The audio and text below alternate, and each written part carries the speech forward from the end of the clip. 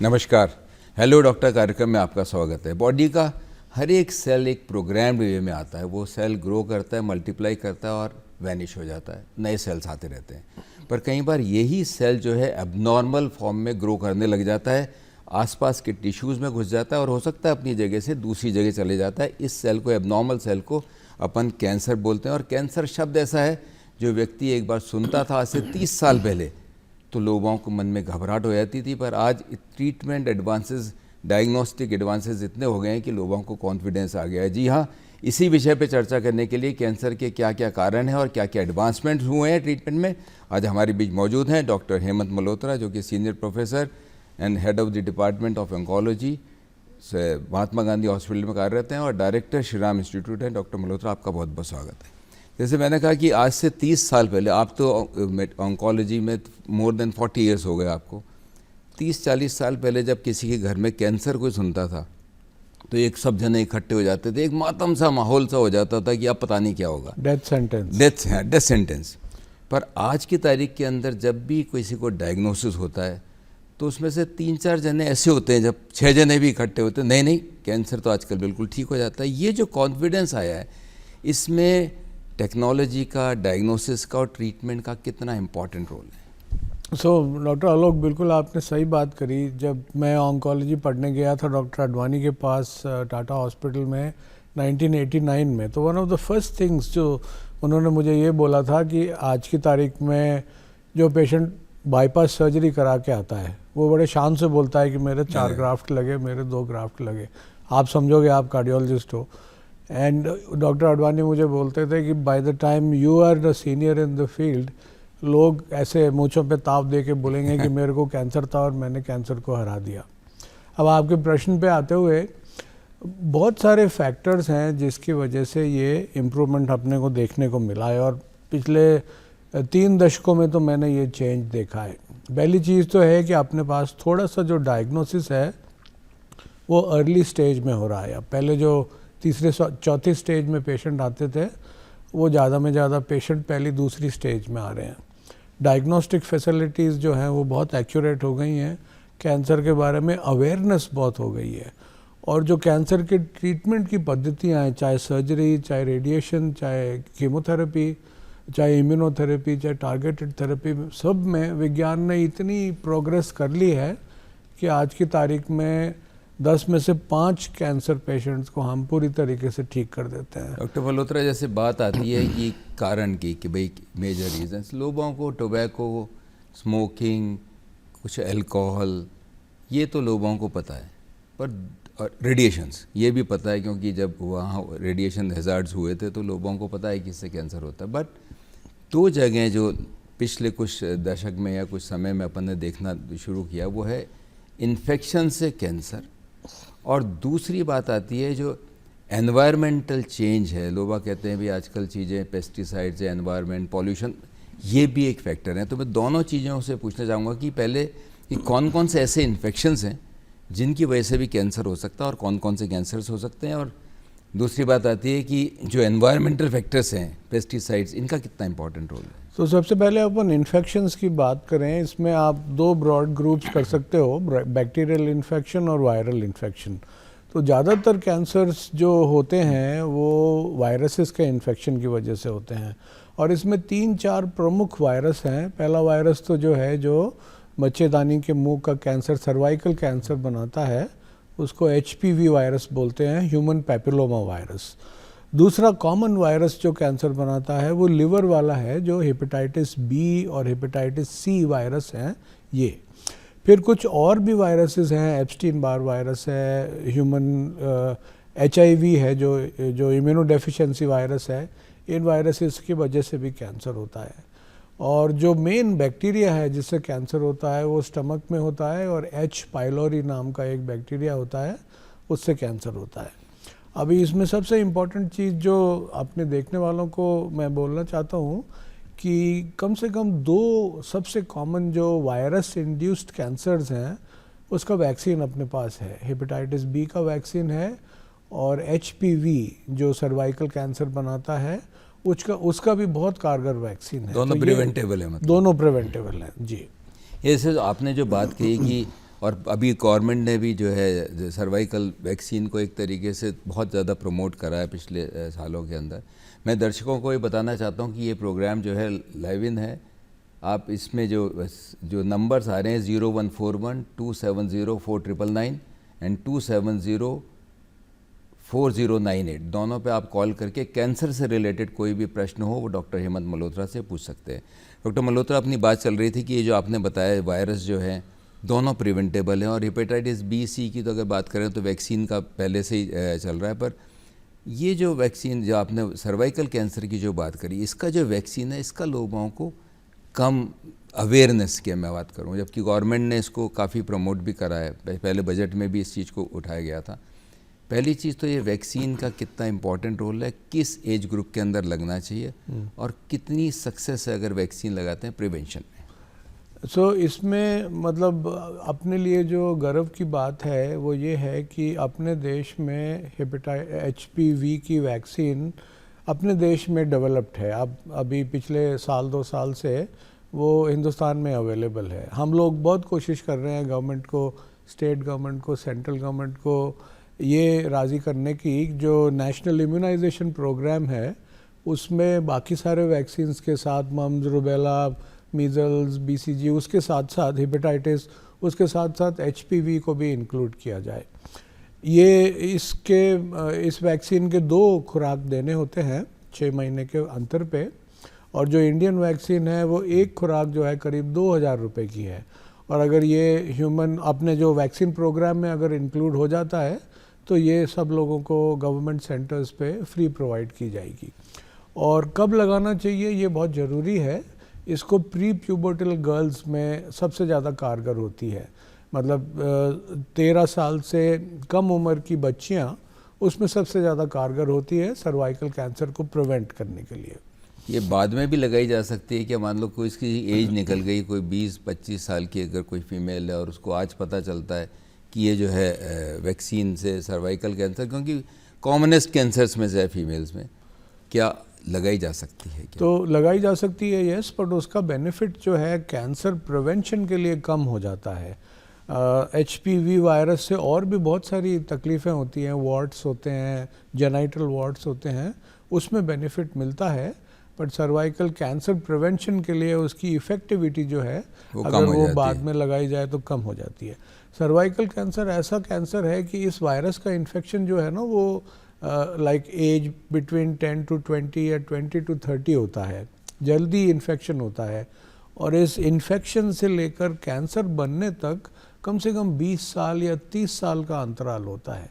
तो जैसे अपन कल पूरे देश को HPV वैक्सीन लगा दें तो जो सर्वाइकल कैंसर का इंसिडेंस का डिक्रीज़ अपने को दिखेगा वो 20 साल बाद दिखेगा। तो ये ज़रूर ध्यान रखने वाली बात है कि जो स्क्रीनिंग प्रोग्राम है, अर्ली डिटेक्शन वाला प्रोग्राम है, वो वैक्सीन प्रोग्राम के साथ साथ इन पैरेलल चलना चाहिए, तभी अपन सर्वाइकल कैंसर को एक रेयर डिजीज़ बना सकते हैं। जो WHO का गोल है 2050 तक कि सर्वाइकल कैंसर को पूरी दुनिया में रेयर डिजीज़ बनाना है, मीन्स उसका इंसिडेंस लेस देन 6 पर 1 लाख पॉपुलेशन होए। तो ये दोनों चीज़ें साथ करेंगे, स्क्रीनिंग भी और वैक्सीनेशन भी, तब वो संभव हो सकता है। अब बात आती है आजकल सारी डिजीज़ लाइफ स्टाइल से कनेक्टेड है, और कैंसर को अगर मैं बात करूं कि लाइफ स्टाइल में 2 चीज़ें बहुत इंपॉर्टेंट जो चेंज आया है, एक तो ओबेसिटी, सेकंड इज़ स्ट्रेस। इनका कोई रोल है क्या कैंसर डेवलपमेंट में? आलोक जी, आजकल ये हम लोग मानते हैं कि 50% ऑफ द कैंसर्स जो हैं वो हेल्दी लाइफस्टाइल से प्रिवेंट किए जा सकते हैं, 50% कैंसर्स। और हेल्दी लाइफस्टाइल या कैंसर प्रिवेंटिंग लाइफस्टाइल क्या है? आप एक तो जो कैंसर प्रोड्यूसिंग सब्सटेंसेस हैं उससे दूर रहिए। पहली बात, टोबैको किसी भी फॉर्म में, alcohol, bright sunlight, radiation, chemicals, hormones, ये सब कैंसर प्रोड्यूसिंग सब्सटेंसेस हैं, इनसे दूर रहिए। दूसरी बात, फिट रहिए, हेल्दी रहिए, ओबेसिटी बिल्कुल नहीं होनी चाहिए, रेगुलर एक्सरसाइज होनी चाहिए। और तीसरी बात, डाइट का भी बहुत बड़ा रोल आजकल कैंसर प्रिवेंशन में आ रहा है। आपकी डाइट में जितना भी ग्रीन मटेरियल, कलर्ड मटेरियल होएगा उसमें कैंसर प्रिवेंशन में हेल्प होएगी। कई साल पहले, मतलब ऑलमोस्ट 15 ईयर्स बैक, एक जर्मनी में स्टडी हुई थी कि जो पुरुष एक सप्ताह में 5 बार टमाटो खाते हैं, मतलब टमाटर का सेवन करते हैं अच्छी क्वांटिटी में, उनमें प्रोस्टेट कैंसर का इंसिडेंस 19% कम होता है सिर्फ टमाटो इंजेक्शन से। तो जितनी हरी सब्जी आप खाएंगे, जितने फ्रूट खाएंगे, जितने कलर्ड वेजिटेबल्स खाएंगे, डिफरेंट कलर्स की जो उसमें वो एक बीटा कैरोटीन होता है, वो कैंसर प्रिवेंशन में जादू करता है। डॉक्टर मल्होत्रा, क्योंकि कैंसर डे भी है और इस बार का क्या थीम है, क्योंकि जब भी कोई डे बनाया जाता है तो उसके पीछे एक थीम रखा जाता है जिससे लोगों में अवेयरनेस और बढ़े।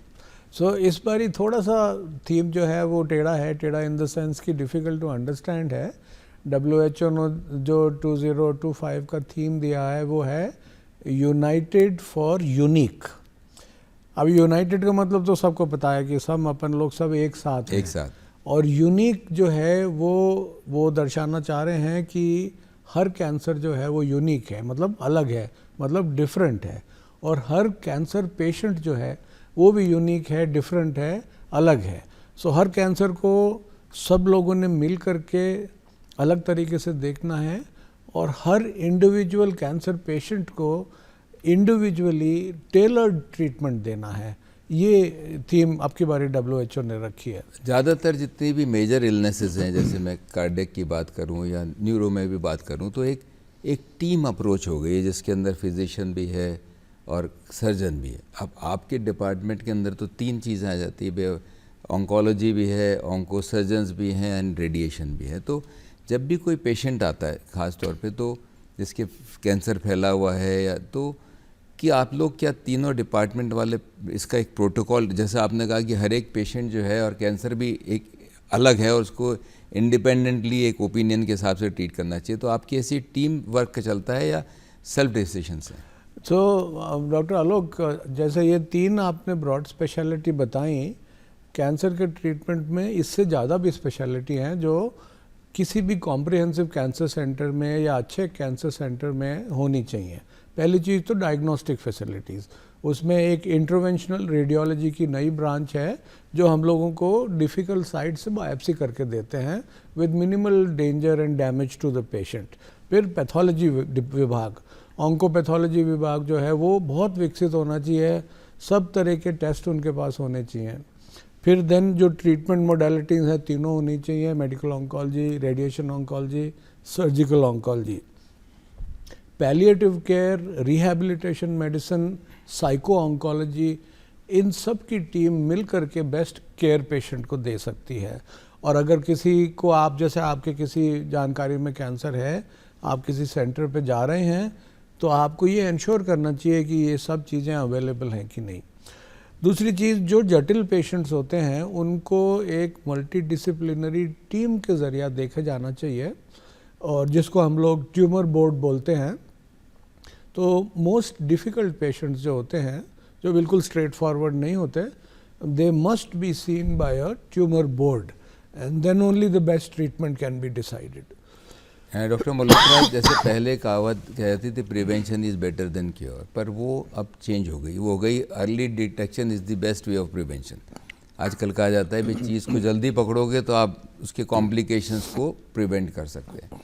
अब ब्लड प्रेशर, डायबिटीज़, हार्ट, इसकी तो लोगों को एक मतलब मान के चलते हैं कि ग्लैमरस भी मानते हैं, भाई मैंने अपना हार्ट का चेकअप कराया, पर जब बात आती है कैंसर के चेकअप की तो उनको ये समझ में नहीं आता कि कौन से कैंसर का मैं चेकअप कराऊँ और किस तरीके से कराऊँ। रूटीन चेकअप कराने के लिए लोग बाग जाते हैं पर उनको समझ में नहीं आता। तो मैं चाहूँगा मेल्स और फीमेल्स में कॉमन कैंसर्स कौन से हैं जिनको अपने रूटीन कॉम्प्रिहेंसिव चेकअप के अंदर किसी को भी इंक्लूड करना चाहिए?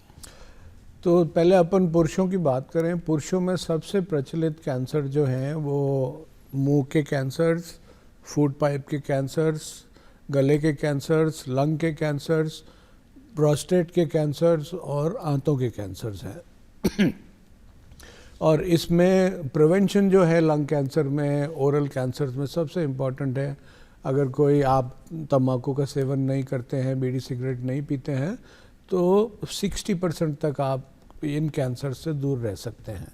फिर अगर आप इनका सेवन करते हैं तो ओरल एग्जामिनेशन, बड़ा सिंपल 5 मिनट का टेस्ट होता है आपका डॉक्टर एक ग्लव पहन के आपके मुंह को देखेगा और परीक्षण करेगा। एक छोटा सा सिंपल सा एक्सरे छाती का वो कर लेते हैं। इससे प्रारंभिक अवस्था में इन कॉमन कैंसर्स को पकड़ा जा सकता है।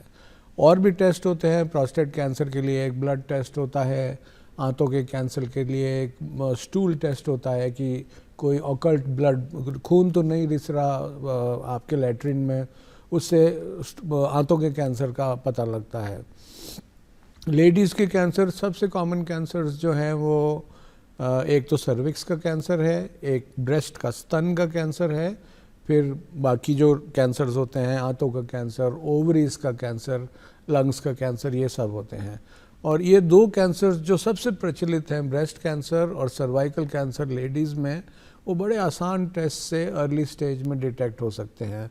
सर्वाइकल कैंसर एक पैप स्मीयर करके टेस्ट होता है, आपका गायनेकोलॉजिस्ट 5 मिनट में वो टेस्ट कर देगा आपको।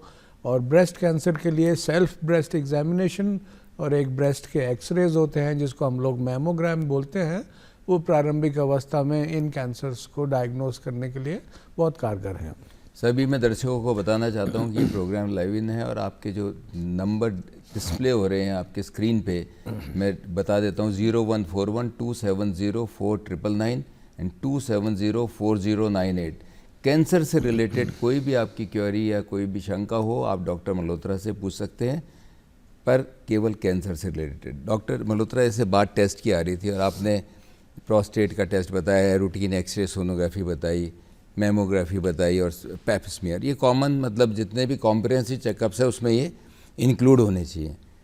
पर जैसे हार्ट के लिए आजकल लोगों को लगता है मैं क्यों नहीं सीटी कॉरोनरी एंजियोग्राफी करा लूँ, ऐसे लोगों को लगता है कि मैं कैंसर का ऐसा कौन सा टेस्ट कराऊंगी जिससे मुझे पता चल जाए कि बॉडी में कैंसर नहीं है। अब लोगों ने ये देख भी लिया है कि साहब पेट स्कैन नाम की चीज़ आ गई, जैसे पहले सीटी स्कैन स्टार्ट हुआ, पेट स्कैन भी लोगों को पता चलने लग गया। और बहुत सारे पेशेंट्स आपके पास तो खैर रोज़ ही आते हैं, पर सभी डॉक्टरों के पास जाके पूछते हैं मैं अपनी बॉडी का पूरा पेट स्कैन क्यों नहीं करा लूँ। पहली चीज़, पेट स्कैन रूटीन इन्वेस्टिगेशन में कोई एडवांटेज है या नहीं है, और क्या इससे पूरा कैंसर हर समय पता चल जाता है क्या कि भाई पेट स्कैन आपने कराया तो बॉडी का पूरा कैंसर ही पता चल गया। सो इसके साइंटिफिक आंसर्स अपने पास हैं आपके प्रश्न के, आलोक जी, कि PET scan as a screening modality is not effective. अभी यूएसए में पिछले 5 या 10 साल से एक low dose CT scans of the chest पर only for patients who are over 60 years of age and who are heavy smokers, उसमें थोड़ा सा फ़ायदा screening detection, early detection of lung cancer के लिए पाया गया है। बट पेट स्कैन का एज अ स्क्रीनिंग मोडेलिटी अभी तक पूरी दुनिया में कोई भी ऐसी स्टडी नहीं है, कोई भी ऐसा देश नहीं है जहाँ पे ये प्रोपोगेटेड है, एडवोकेटेड है। अच्छा, एक चीज़ मैं आपको और बताऊँ, आपने जो प्रश्न किया, आजकल कुछ अखबारों में एडवर्टीजमेंट्स आ रहे हैं कि आप ब्लड का टेस्ट कराइए, हम आपका डीएनए टेस्ट करेंगे और आपके शरीर में कहीं पे भी कैंसर होएगा तो हम आपको बता देंगे हाँ। कैंसर है। सो मैं ये मतलब अपने दर्शकों को बिल्कुल क्लियरली बताना चाह रहा हूँ कि ऐसा कोई भी टेस्ट ना तो दुनिया में किसी देश में ना अपने देश में अप्रूव्ड है, और ये सिर्फ एडवर्टीजमेंट के तौर पे कुछ लैब्स कर रहे हैं, तो उनके झांसे में नहीं आई है। अगर वो कोई रिपोर्ट लेके मेरे पास आता भी है कि ये देखिए इस टेस्ट में ये कैंसर दिख रहा है, तो आई विल नॉट नो कि उसका मैं करूं क्या। तो वो मतलब बिना बात के पैसे बिगाड़ना जो है वो अभी आज के लिए रिकमेंडेड नहीं है आज की तारीख में। वैसे तो हर एक कैंसर के अलग सिम्टम्स होते हैं, अपन क्योंकि इतने टाइम्स क्योंकि कम है और हर एक कैंसर की बात नहीं कर सकते, पर मैं इन जनरल बात करना चाहता हूँ 2-3 चीज़ों को लेके। ख़ास तौर पे एक 50 साल के बाद किसी के ऐसे जनरल ऐसा कौन सा सिम्टम है जो कि इतना अलार्मिंग है कि अगर ये चीज़ें हैं तो अपन को तुरंत इस चीज़ पे ध्यान रखना चाहिए।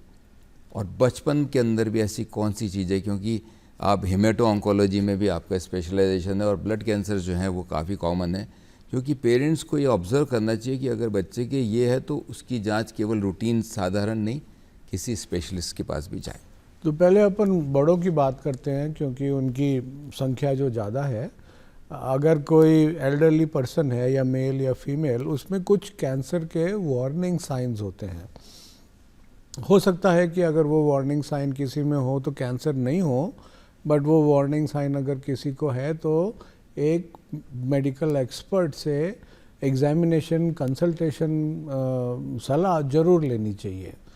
पहला कारण तो है कि शरीर में किसी भी तरह की कोई गांठ हो तो उसको वो रेड फ्लैग मानते हैं हम, उसका चेकअप होना चाहिए। शरीर के किसी भी ऑरिफिस से, नाक से, मुंह से, मलद्वार से अगर खून रिसता हो तो अगेन वो एक अलार्मिंग सिग्नल हो सकता है। बिना किसी कारण के लंबे टाइम के लिए बुखार, वो कैंसर का अर्ली सिम्टम हो सकता है। बिना किसी कारण के अनएक्सप्लेन्ड वेट लॉस, कि बहुत ज़्यादा वेट कम हो रहा है, किसी का कारण नहीं मालूम पड़ रहा है, वो कोई छुपे हुए कैंसर का लक्षण हो सकता है। कोई आपके शरीर में तिल है जो एकदम से तेज़ी से बढ़ने लगा साइज़ में, चाहे दर्द हो चाहे नहीं हो उससे फ़र्क नहीं पड़ता, बट अगर साइज़ में रैपिड इंक्रीज़ हो रहा है तो दैट मस्ट बी टेस्टेड। फिर आपके निगलने में, खाने में, मल के रास्ते में, यूरिन के रास्ते में अगर कोई बदलाव लगे आपको, कि पहले आप 3 बार शौच जाते हो और फिर अब कुछ हफ्तों से, कुछ महीनों से आप 2-3 दिन में 1 बार जाते हो, ऐसे कोई चेंज इन हैबिट अगर होए तो वो उसका चेकअप ज़रूर होना चाहिए। मेरा तो बिल्कुल पक्का मानना है कि आपका शरीर आपको अस्वस्थ होने का सिग्नल ज़रूर देगा। अगर आप उस सिग्नल को हीड करेंगे और उसको पूरे डायग्नोसिस तक ले जाएंगे तो उसमें काफ़ी सारे कैंसर्स का अर्ली स्टेज में डायग्नोसिस हो पाएगा। जहाँ तक बच्चों का सवाल है, अगर बुखार हो, लंबे टाइम तक ठीक नहीं हो रहा हो, खून की कमी हो, कुछ गले में या बगल में गांठों का बनना हो और ऐसे सुस्ती होए बच्चे में, जैसे रोज़ स्कूल से आकर के कपड़े खोल के खेलने भागता है, अभी 7 दिन से घर पे बैठा हुआ है, टीवी देख रहा है, खेलने जा ही नहीं रहा है, इस तरह से कोई बिहेवियर में बदलाव हो तो एक चेकअप जो है वो बनता है। डॉक्टर मल्होत्रा, जब भी डायग्नोसिस की बात आती है तो कैंसर में तो हिस्टोपैथोलॉजिकल डायग्नोसिस फाइनल माना जाता है, और आपने कहा बल्कि ये तो स्पेशलिटी बहुत जो है पैथोलॉजी के अंदर अलग ही सुपर स्पेशलिटी हो गई। और पर लोगों को एक लगता है कि अगर गांठ को मैंने छेड़ा तो ये और गड़बड़ हो जाएगी, इसमें मिथ है या सच्चाई है? ये बाय एंड लार्ज मिथ ही मानेंगे, क्योंकि कैंसर के ट्रीटमेंट में आगे बढ़ने के लिए कैंसर है कि नहीं ये जानना एकदम ज़रूरी है, और इसको जानने के लिए बायोप्सी करना, उस गांठ में से कुछ कोशिकाएं निकालना या कुछ पीस निकालना अति आवश्यक है। और ये पूरे विश्व में हजारों पेशेंट्स का रोज़ टेस्ट होता है, तो obviously it is a safe test. Problem उसमें क्या होती है कि आपने आज टेस्ट करा लिया और आपका रिपोर्ट आ गई और आपने उस रिपोर्ट का कुछ नहीं किया, वो सिचुएशन अच्छी नहीं होती, बिकॉज़ फिर डिज़ीज़ को स्प्रेड होने के चांस ज़्यादा होते हैं। आपका डायग्नोसिस हो गया, आपने इमीडिएटली डायग्नोसिस होते ही स्टेजिंग वाले टेस्ट कराए और ट्रीटमेंट कराया, फिर आपको टेस्ट का कुछ भी नुकसान नहीं होता है।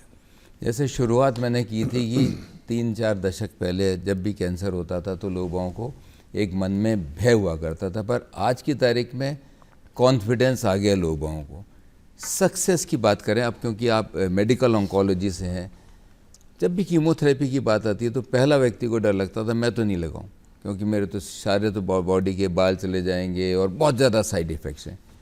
कितना डेवलपमेंट है आज मेडिकल ऑन्कोलॉजी फील्ड में ड्रग की सेफ्टी या लेसर साइड इफ़ेक्ट्स को लेकर? सो देखिए, जो कन्वेंशनल ड्रग्स हैं हमारी, जो साइड इफ़ेक्ट्स प्रोड्यूस करती हैं, उन सब साइड इफ़ेक्ट्स को न्यूट्रलाइज करने के लिए, नलिफाई करने के लिए, रिड्यूस करने के लिए उनके नए नए कंजीनर्स आ गए हैं। जैसे हम लोग एक मेडिसिन यूज़ करते हैं सिस्प्लेटिन, जो किडनी को डैमेज करती है, तो उसके साथ साथ उसका एक भाई खड़ा हो गया है जिसको हम लोग कार्बोप्लेटिन बोलते हैं, जो किडनी सेफ है, वो किडनी को डैमेज नहीं करता है। इसी तरह हार्ट को डैमेज करने वाली डॉक्सोरूबिसिन है, उसके बाद 2 या 3 उसी ग्रुप की ड्रग्स और हमारे पास आ गई हैं।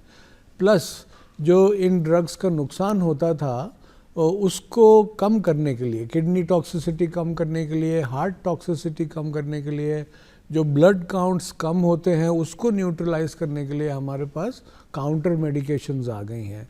जो नौशिया वॉमिटिंग कीमोथेरेपी के बाद होता था, अब हमारे पास 5 तरह की दवाइयां हैं जो नौशिया वॉमिटिंग कंट्रोल करती हैं, और कोई दुर्लभ भी पेशेंट होता है जिसको अनएक्सेप्टेबल नौशिया वॉमिटिंग होता हो। अच्छा, इसके बाद कीमोथेरेपी के अलावा एक पूरी की पूरी फील्ड टारगेटेड थेरेपी की अब आ गई है। टारगेटेड थेरेपी में कैंसर की कोशिका के ऊपर टारगेट क्या है वो हम आइडेंटिफाई करते हैं और उसको अटैक करते हैं, जिससे सिर्फ शरीर के कैंसर के सेल्स डैमेज होते हैं, नॉर्मल सेल्स बिल्कुल मिनिमली अफेक्ट होते हैं और साइड इफ़ेक्ट कम होते हैं। एक पूरी नई पद्धति पिछले 10 साल में हमको अवेलेबल है जिसको इम्यूनोथेरेपी बोलते हैं। इम्यूनोथेरेपी में आपके जो इम्यून सेल्स हैं, जो टी सेल्स हैं आपके शरीर में, उसी को हम दवाई के ज़रिए जगाते हैं। वो सो रहे हैं, कैंसर को अटैक नहीं कर रहे हैं, तो हम इस दवाई से उसको जगा देते हैं। तो आपकी इम्यूनिटी को ही हम अवेकन करते हैं। तो उसमें भी इम्यूनोथेरेपी में सिर्फ 5% पेशेंट्स को साइड इफ़ेक्ट होते हैं। तो साइंस ने सिस्टमिक ट्रीटमेंट में बहुत एडवांस किया है, जो पिछले 30-35 साल में मैंने देखा है। तो it is really fantastic the amount of advance which has happened in the medical field. Doctor Malhotra, अंत में पूछना चाहूँगा, क्योंकि जब सर्जरी होती है, किसी की ट्यूमर है, सर्जन ने ट्यूमर निकाल दिया तो पेशेंट को कॉन्फिडेंस आ जाता है कि भाई ये तो मेरी बीमारी थी और निकाल दी। पर जब ब्लड कैंसर की बात आती है, और आज इसमें भी एडवांसमेंट होने लगे, कीमोथेरेपी में भी लोगों को चलता रहता है, दवाइयाँ चलती रहेंगी, साइड इफ़ेक्ट्स भी रहेंगे। बोन मैरो ट्रांसप्लांट की कितनी सक्सेस है, क्योंकि आपके यहाँ पे भी, SMS में भी, सब जगह आजकल अच्छे सेंटर्स के अंदर बोन मैरो ट्रांसप्लांट हो रहा है, और लोगों को लगता है बोन मैरो ट्रांसप्लांट मतलब सारा ब्लड ही बदल देंगे, बोन मैरो बदल देंगे। संक्षिप्त में कितनी सक्सेस रेट है और कितना कॉन्फिडेंस आज आपको आ गया है? बोन मैरो ट्रांसप्लांट जो प्रोसीजर है, एक तो उसकी सेफ्टी है वो सिग्निफिकेंटली इम्प्रूव हो गई। 30 साल पहले करीब 10 में से 3 पेशेंट्स जो हैं वो because of the complications and toxicities of the procedure they used to, उसको 100 डे मोर्टेलिटी बोलते हैं, पहले 3 महीने में शांत हो जाते थे। अब ये 30% से 5% पे आ गया है। तो 100 में से 5 अनफॉर्चुनेट पेशेंट्स होते हैं जिनका आउटकम अच्छा नहीं होता, बाकी 95% पेशेंट्स जो हैं वो प्रोसीजर को टॉलरेट कर लेते हैं। और ऐसे कैंसर्स में, ऐसी सिचुएशन में हम लोग ये प्रोसीजर यूज़ करते हैं जब और कोई रास्ता नहीं होता, जब हमको पता है कि और कीमोथेरेपी देने से बीमारी को नहीं रोका जा सकता, फिर हम हाई डोज ट्रीटमेंट देते हैं। उस डिज़ीज़ को, बीमारी को, कैंसर को पूरी तरीके से, लास्ट कैंसर सेल को वाइप आउट करते हैं, और फिर जो अपने नॉर्मल खून बनाने वाले सेल्स इस कीमोथेरेपी से, हाई डोज ट्रीटमेंट से डिस्ट्रॉय हो गए हैं, उनको बाहर से देते हैं। So that is known as the bone marrow transplant. और अभी बहुत सारी मैलिग्नेंट डिजीज़ में, बहुत सारी बिनाइन हीमेटोलॉजिकल डिजीज़ में सक्सेसफुल प्रोसीजर है, और मतलब वाइटल प्रोसीजर है, मतलब इसका कोई विकल्प नहीं है। बहुत इम्पॉर्टेंट बात डॉक्टर मल्होत्रा ने कही कि पहली चीज़ की वार्निंग जो साइंस है, क्योंकि बॉडी खुद को बता रही है, जो बड़े जनों में अगर सडन वेट लॉस होता है, कोई कहीं गांठ बन रही है या कहीं से भी पेनलेस आपकी ब्लीडिंग होना स्टार्ट हो गई, आपको पता चलता है ब्लड आना स्टार्ट हो गया, चाहे मुंह से हो, चाहे मल द्वार से हो, चाहे यूरिन के अंदर हो, अगर ब्लीडिंग स्टार्ट हो जाती है। फीमेल्स में भी अगर वापस एक बार ब्लीडिंग स्टार्ट हो जाए तो ये बहुत इंपॉर्टेंट साइन है। और लॉन्ग स्टैंडिंग अगर आपके फीवर रहता है, लो ग्रेड ही फीवर रह रहा हो, तो ये कैंसर का साइन हो सकता है। ये ऐसा नहीं है कि कैंसर ही है, पर आप उसका चेकअप कराएं। और बच्चे की जैसे बात कही, बच्चों के अंदर खून की कमी बहुत इम्पॉर्टेंट है, और कोई भी शरीर के अंदर आपके कहीं पे भी कोई अगर गांठ होती है तो उसका चेकअप कराएं। और ये जो रूटीन में लोगों तो बना लिया है कि मैं जाके अपना पैट स्कैनिंग करा लूँगा, ऐसी कोई रिकमेंडेशन नहीं है। पर अगर आपको डॉक्टर कहता है कि अगर इसकी, इस जगह की बायोप्सी करानी है या ये टेस्ट कराना है पैट स्कैन का, तो वो जरूर कराएं। डॉक्टर मल्होत्रा, आप आए और इतनी महत्वपूर्ण जानकारी दी, इसके लिए धन्यवाद। नमस्कार। धन्यवाद। नमस्कार।